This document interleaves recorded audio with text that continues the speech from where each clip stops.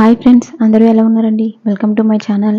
Friends, ఈ రోజు నేను ఉంచిపోయే డిష్ ఏంటంటే కారం రైస్ అండి. ఫ్రెండ్స్, అందుకోసం నేను ముందుగానే రైస్ని ఉడికించి పెట్టేసుకొని ఒక బౌల్లోకి వేసేసుకొని ఉంచుకున్నానండి.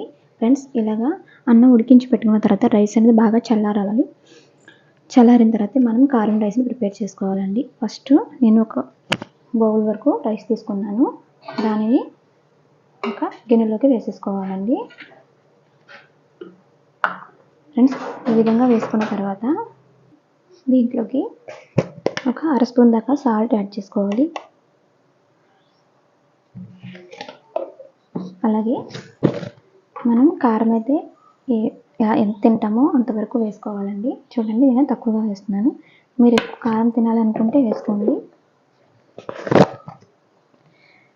అలాగే చిటికెడు పసుపు అండి వేసేసుకున్న తర్వాత ఫ్రెండ్స్, దీన్ని ఒకసారి బాగా మిక్స్ చేసేసుకోవాలి. మనం వేసిన కారం, ఉప్పు, పసుపు అన్నీ బాగా రైస్లోకి కలిసేటట్టుగా కలుపుకోవాలి.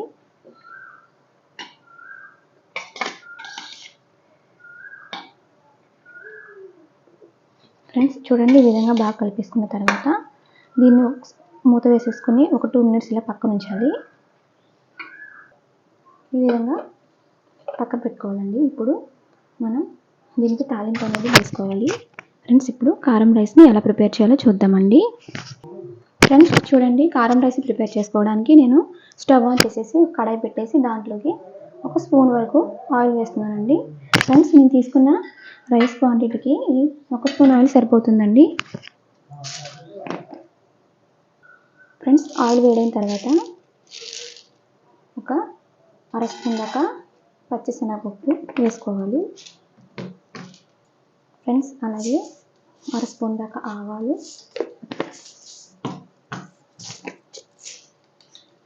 అర స్పూన్ దాకా సాయమినపప్పు వేసుకొని కాస్త ఫ్రై చేయాలండి.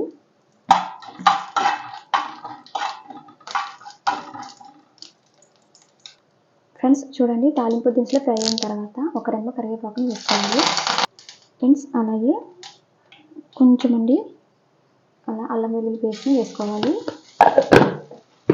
ఇది కొంచెం ఫ్రై అయ్యే వరకు మనం వేయించుకోవాలి.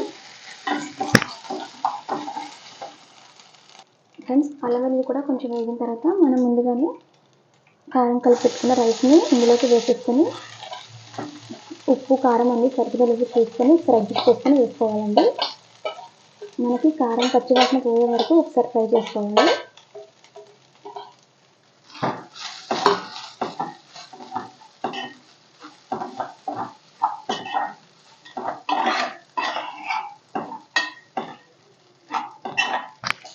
ఫ్రెండ్స్, ఈ విధంగా కలుపుకుంటూ ఫ్రై చేసుకోవాలి.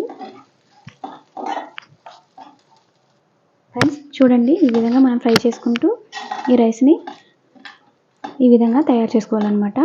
చూడండి ఫ్రెండ్స్, కారం రైస్ అయితే రెడీ అయిపోయిందండి. ఈ రెసిపీని మాత్రం మీరు తప్పకుండా ట్రై చేయండి. ఫ్రెండ్స్, నేను చేసిన ఈ కారం రైస్ కనుక మీకు నచ్చినట్లయితే మా ఛానల్ లైక్ చేయండి, షేర్ చేయండి, సబ్స్క్రైబ్ చేసుకోండి. Thank you friends.